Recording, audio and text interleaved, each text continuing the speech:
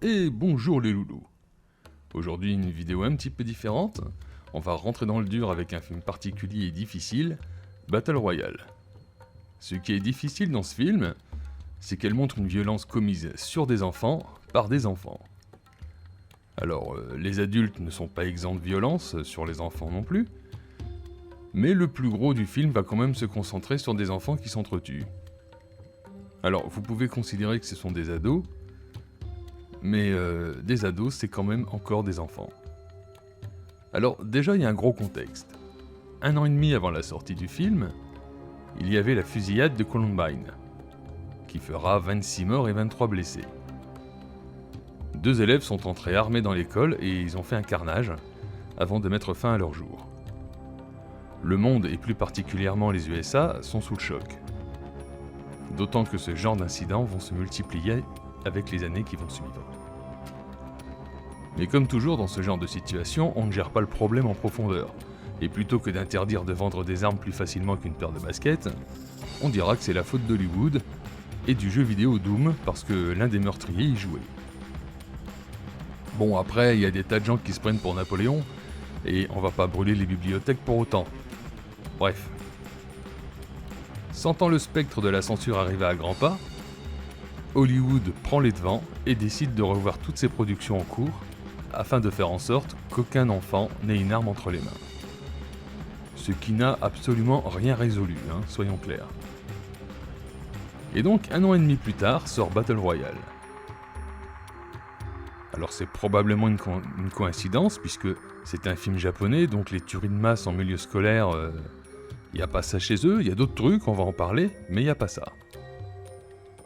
Alors le film est très violent, et même choquant, encore aujourd'hui, mais c'est pour vous dire qu'il l'était encore plus à l'époque.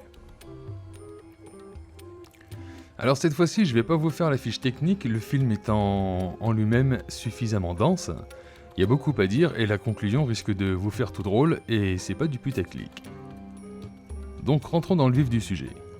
Battle Royale est une adaptation plutôt fidèle d'un roman qui décrit un Japon en crise, déphasé avec sa jeunesse qui a tendance à se rebeller, et que les adultes ne les comprennent plus, alors ils en ont peur. Afin de les mater, ils ont instauré le programme Battle Royale. Je me demande ce que ça résout d'ailleurs. On choisit une classe de terminale au hasard, et au lieu de les laisser faire leur voyage de fin d'année, on les emmène sur une île, afin qu'ils s'entretuent tous. Seul le dernier survivant pourra rentrer chez lui.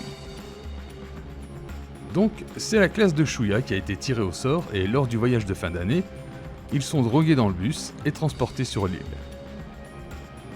Quand ils se réveillent, ils sont dans une salle de classe, dans laquelle Kitano, un de leurs anciens professeurs qui fut poignardé par le passé par Nobu, leur explique ce qu'ils vont devenir. Ils ont tous des colliers explosifs, au cas où ils ne respecteraient pas les règles. Nobu mourra pour illustrer le fonctionnement du collier grâce à l'intervention de Kitano. On leur explique les règles avec une vidéo hallucinante qui ressemble à un tuto YouTube présenté par une genre d'influenceuse décérébrée. En gros, ils doivent s'entretuer pendant 3 jours. S'il reste plus d'un survivant, tous les colliers explosent. Des zones de la carte deviennent des zones interdites qu'il faut quitter, sinon le collier explose. Et on leur donne un sac avec des vivres et une arme, et la partie est lancée. Alors, en ce qui concerne les armes, ça peut être une arbalète, un flingue, des grenades, mais aussi des trucs inutiles, comme un mégaphone ou un couvercle de marmite, ce genre de choses. Et le vainqueur pourra réintégrer la société. Et là, faut qu'on s'arrête 2 secondes pour réfléchir. Ok, on fait une loi pour mater des ados turbulents et possiblement violents, en éliminant la plus grande partie. Mais, le vainqueur va tuer tout ce qui bouge, jusqu'à ce qu'il soit apte à réintégrer la société. Donc, de petits voyous mal élevés, on le change en tueur multirécidiviste, et on le réhabilite. J'aimerais bien savoir en quoi c'est rassurant. Une fois que la partie est lancée, et je trouve ça intéressant et cohérent, il y a 4 tendances qui vont émerger. La première, c'est ceux qui vont accepter les règles sans sourciller, sans aucun état d'âme. soumis au système. Certains y trouvent du fun car il y a 2 volontaires des précédentes éditions qui désirent participer. La seconde catégorie, ce sont les gens qui refusent le jeu, soit en cherchant un moyen de s'y soustraire, comme Shinji et ses potes geeks qui cherchent à pirater le réseau pour désamorcer les colliers, soit en se donnant la mort pour ne pas avoir à participer au massacre. La troisième catégorie, ce sont ceux pour qui c'est devenu un challenge personnel, pour se prouver quelque chose, comme Mitsuko qui est rejetée par les autres avec sa réputation de fille facile, qui se lance dans le jeu pour régler ses comptes certes, mais aussi pour une reconquête de l'estime d'elle-même qu'elle avait perdue.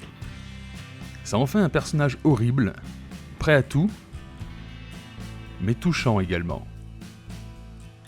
Et puis il y a ceux, la dernière catégorie, qui essayent de survivre dans un état de panique permanent. La scène du phare par exemple est un grand moment de dinguerie qui ressemble à du Tarantino, qui a déclaré que Battle Royale était son film préféré d'ailleurs. Et Shuya fait un peu partie de ces gens, il est davantage un témoin qu'un participant. Alors même si les choses sont moins bien traitées que dans le roman, possiblement à cause d'une question de temps, on a quand même pas mal de points de vue intéressants et différents. Et puis il faut dire ce qui est, la tension est folle. Il y a peu de moments de répit. Un autre point plutôt choquant, on ne voit aucun parent. Enfin, si. On voit le père de Shuya dans un flashback, où il s'est pendu dans le salon avec un message d'encouragement à son fils, marqué sur du papier cul. On ne voit aucun adulte qui s'oppose pour protéger les enfants, alors que c'est le devoir tacite de chaque adulte.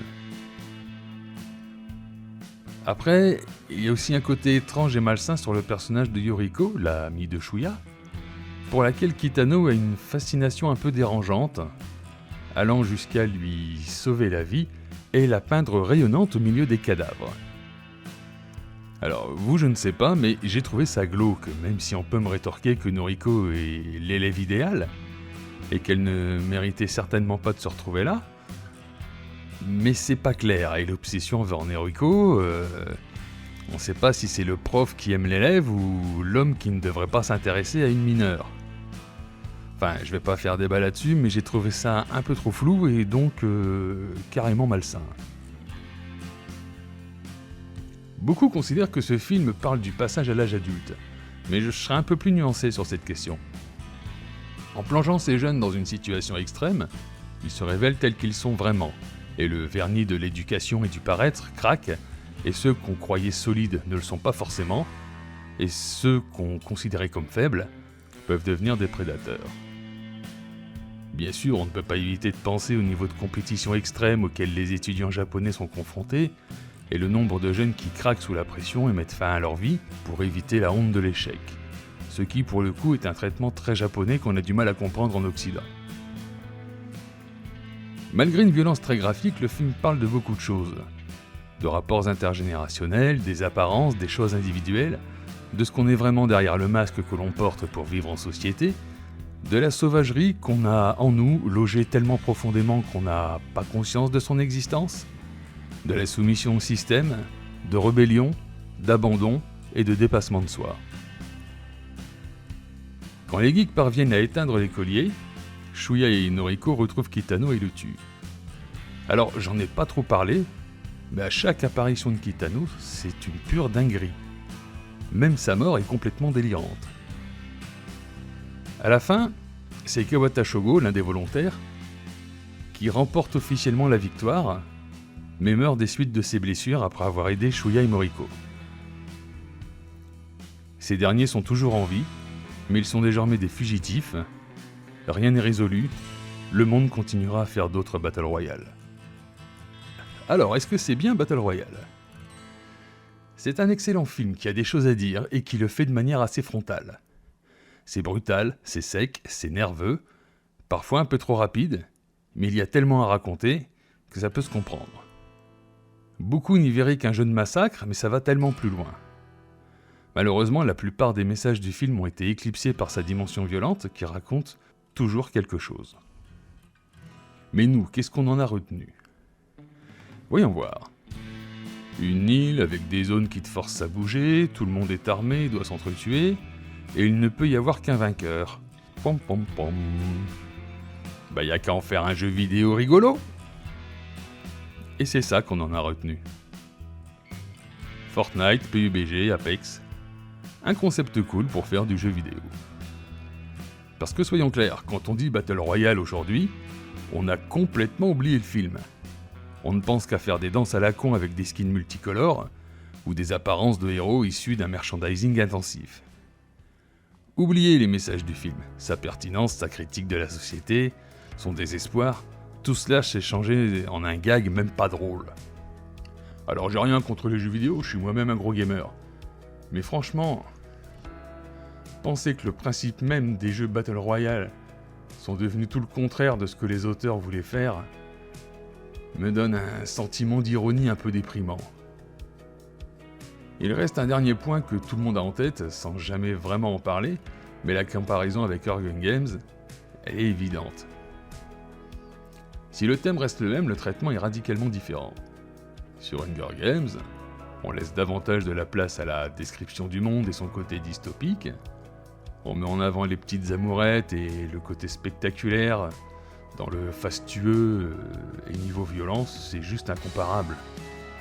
Exemple simple, Katniss menace de se suicider avec Peeta s'ils ne sont pas déclarés vainqueurs tous les deux. On sait très bien comment ça se serait passé dans le monde de Battle Royale. Alors bien sûr, les enjeux sont pas les mêmes, mais la dureté de la chose, elle est plus du côté de Battle Royale que d'Hunger Games. Je n'ai pas beaucoup apprécié d'ailleurs Hunger Games, par son manque de radicalité, mais peut-être est-ce dû au fait que j'avais vu Battle Royale en premier, et que je savais qu'une version hollywoodienne issue d'un autre roman ne me conviendrait pas. Du coup, je ne suis pas convaincu que la comparaison soit pertinente parce que ce sont deux films très différents et qu'ils n'ont pas la même saveur malgré le fait qu'ils aient les mêmes ingrédients. Voilà, c'est tout ce que je pouvais vous dire sur Battle Royale. Likez, commentez, partagez. Et n'oubliez pas de... Abonnez-vous aussi, tiens, oui. Et n'oubliez pas de voter. Je vous rappelle que les votes se terminent le dimanche soir. Et à ce moment-là, j'en propose un autre pour la semaine d'après. Donc, amusez-vous, profitez du bon temps. Et en attendant, on fait bisous.